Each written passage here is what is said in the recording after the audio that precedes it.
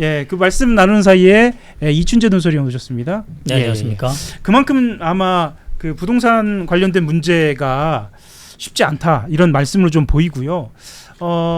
사실은 부동산 문제뿐만 아니라 당면한 문제가 또 있습니다.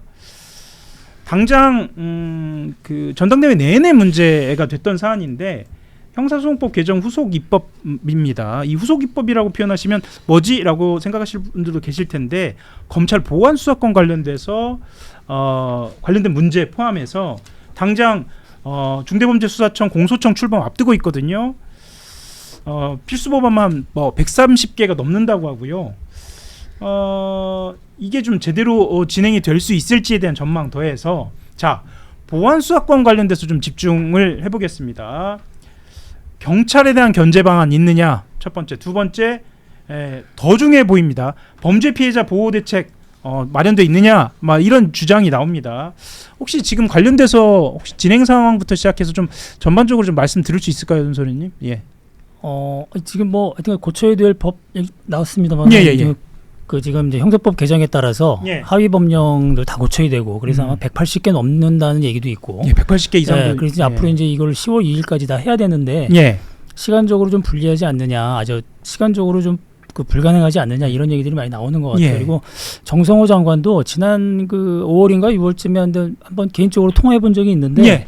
아마도 이게 10월 2일 완벽하게 개청하는 건 어려울 수 있다. 자기가 보기에는 한 6개월 정도 더 유예 있으면 그 유예 기간을 6개월 정도 줬으면 좋겠다라는 식으로 이제 개인적인 의견이라고 얘기를 하던데, 네. 예, 물론 뭐 기사는 안 썼습니다만, 예. 근데 워낙 그러면 그때까지 검찰은 유지가 되는 거네요. 어떤 유예가 되는 거니까요, 그죠? 그렇죠. 그러면 이제 지금 체제로 일단 가는 거죠. 일단 가는 건데, 거고. 예, 그 안에 무슨 뭐 크게 뭐 그렇다고 해서 검찰이 뭐 과거처럼 돌아가거나 이런 일은 없는 거고, 네네. 예.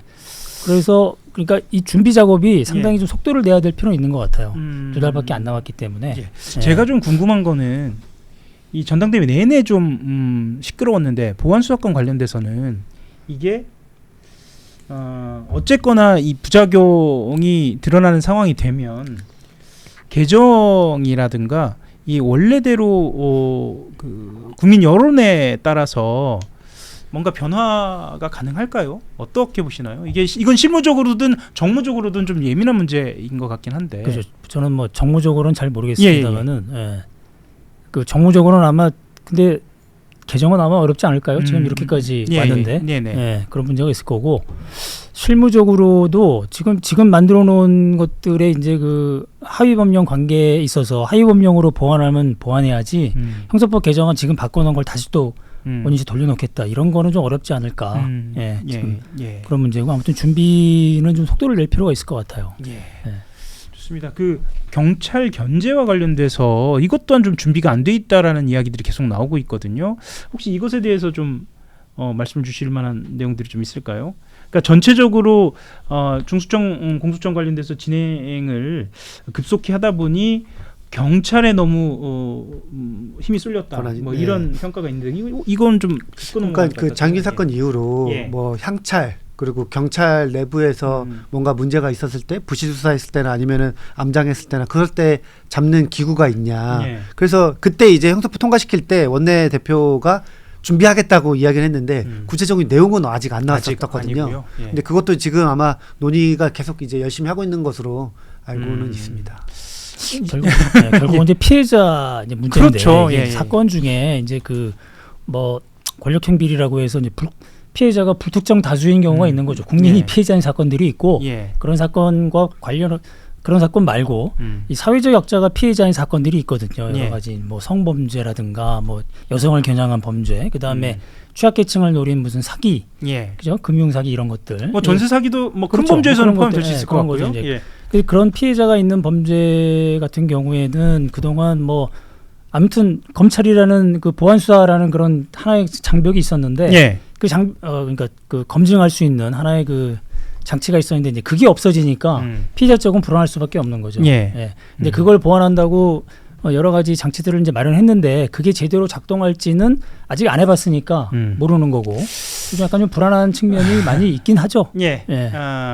과제는 또 있습니다. 과제가 무엇이 또 있냐면 개헌 관련된 이야기도 한번 짚고 넘어가야 할 것 같은데 실제로 그 김민석 대표 같은 경우에는 이 개헌 관련돼서 이야기가 나온 상황에 대해서 연임이든 중임이든 두 번을 할 수 있게 해서 안정성을 갖게 하자는 데는 동의한다. 뭐 이렇게 김인석 대표도 이야기는 한 상태고 지금 상황으로서는 이재명 대통령이 14일 X에 직접 글을 올려서 4년 중임 또는 4년 연임제로 대통령 임기를 변경하는 권력구조 개편안 그것은 2022년 당시의 공식 입장이기도 하고 지금도 변함이 없다라고 이야기를 했습니다.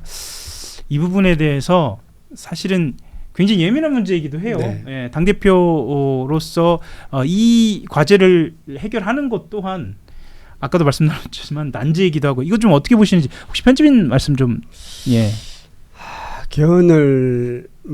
개헌하자는 얘기는 오래전 박근혜 대통령 그때부터 그 이전부터 나왔었죠. 근데 이제 개헌을 하려면 지금 이제 이재명 정부에서 국정과제 중에서 지금 좀 약간 이제 후순위로 밀리게 되지 않을까라는 생각은 듭니다. 지금 당면한 현안 과제가 너무 많아요. 너무 많고. 일단 부동산 그리고 주식에 어떻게 정부가 할 수 있는 건 아니지만 그리고 지금 보안수사권 문제 이런 게 있기 때문에 개헌은 이게 상대적으로 그리고 지금 이걸 했을 때 국민들이 개헌해야지 막 이런 느낌이 잘 안 들잖아요. 예. 막 87년도는 그런 게 이제 다 이제 열화 같았지만 물론 지금 87년 같은 상황을 기대할 수는 없지만 지금 부동산 문제, 보안수사권 이런 거는 막 좀 해야 될 것 같은 뭔가 해야 될 것 같은 그런 마음이 들잖아요. 예. 근데 개헌은 이게 약간 이렇게 좀 긴장감이 떨어지는 요소라서 쉽지 않을 것 같고요. 그리고 본인 임기를 줄일 수도 있다.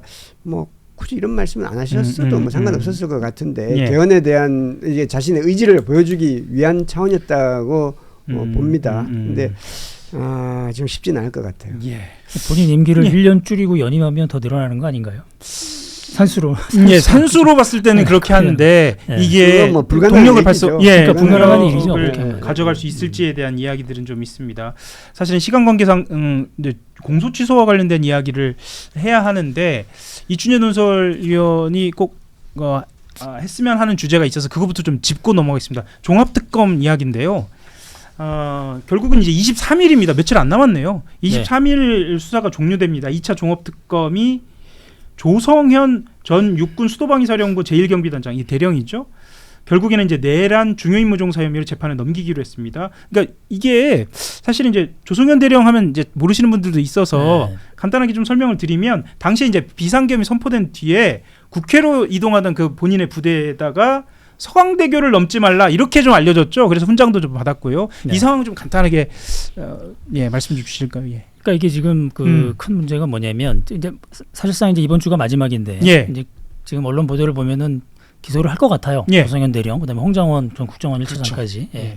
근데 문제는 뭐냐면 이 사람들의 특징은 뭐냐면 비상계엄이 발동하고 나서 그 여러 가지 초기의 행동들은 우왕좌왕하면서 따라간 그런 측면도 있고, 그죠? 여러 가지 절차들이 그렇지만 결과적으로 핵심적인 그런 행위들은 다 거부를 한 거거든요. 그런 핵심적인 명령들은 홍장원 차장 같은 경우는 싹 다 잡아들여라 전화 받고도 안 한 거잖아요.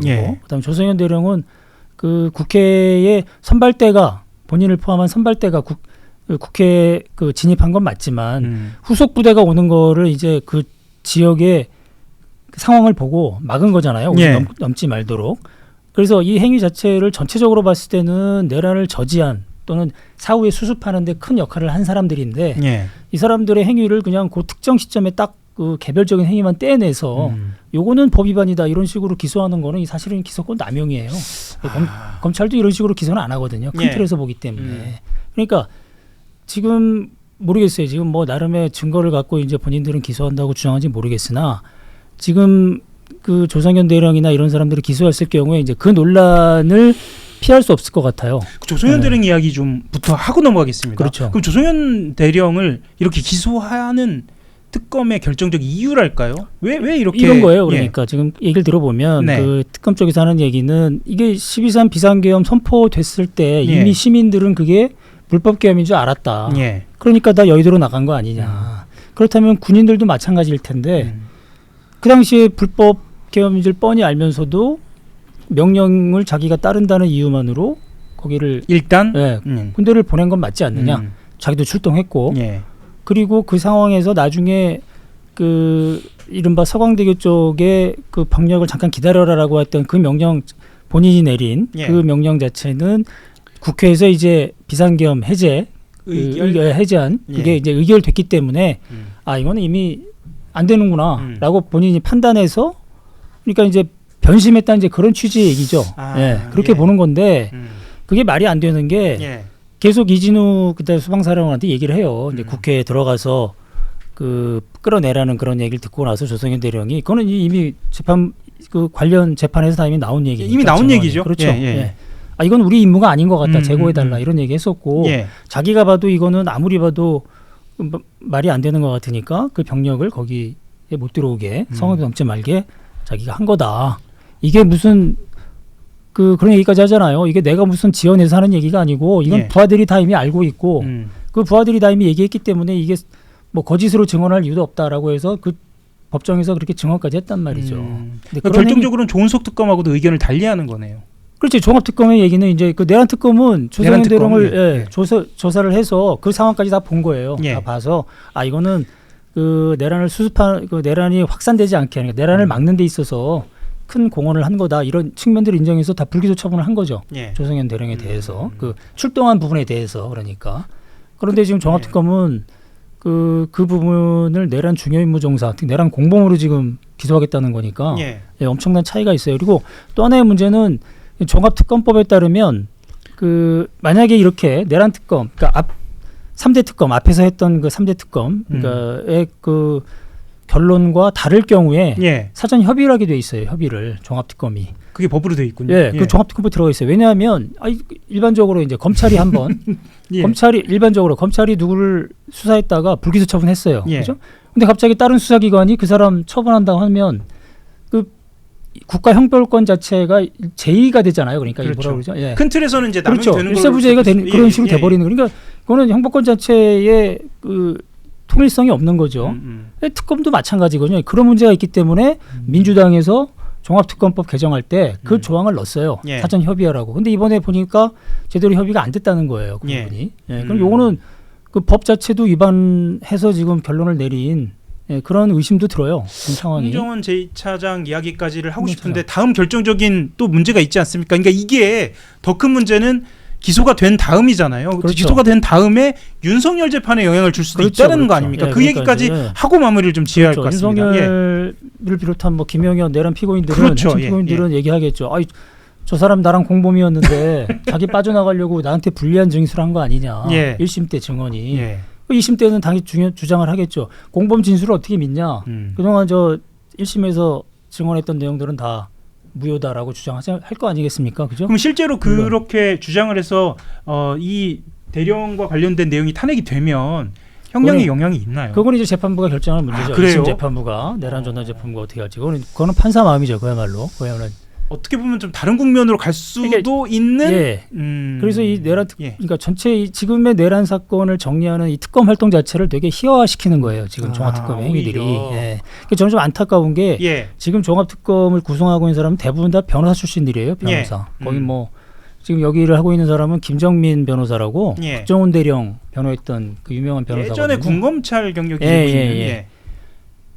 좀 실망스럽죠. 지금 이 수사권을 줬더니 이게 수사와 기소권을 줘서 그걸 막 무소불위의 권력으로 만들었던 게 검찰이었는데 그것 때문에 우리가 검찰 개혁하겠다는 거잖아요. 특검이 지금 수사 기소권 같이 갖고 있거든요. 어떤 예외적인 형태죠. 수사 기소 분리가 안 돼 있는 그런 걸 막상 변호인에 주어줬더니 마구 휘두르는 것처럼 보이는 거잖아요. 지금 본인들은 뭐 어떻게 식으로 해명할지 모르겠으나 이 부분도 좀 고민해볼 필요가 있어요. 앞으로. 다음 주 기소 내용까지 좀 보고 이번 주 뭐 다음 주가 아니고 이번 주죠. 예. 한번 보고 좀 더 깊은 이야기를 나눠보도록 하겠습니다. 사실 이제 다뤄야 할 내용 중에 뭐 한두 가지는 좀 빠졌는데 그건 또 내일 그리고 오후에 있는 뉴스 다이브에서 다뤄보도록 하고요. 반가운 소식 하나 전해드리면 코스피가 오늘 또 급등을 했네요. 그래서 삼성전자 뭐 3%포인트, 하이닉스 5%포인트 급등을 했다고 하니까 뭐 이것 또한 뭐 이런 소식으로 또 전해드리도록 하고요. 오늘 함께 인사드리고 마무리해야 할 것 같습니다. 오늘 준비한 내용은 여기까지입니다. 함께 인사드리고 마무리하도록 하겠습니다. 수고하셨습니다. 감사합니다. 감사합니다.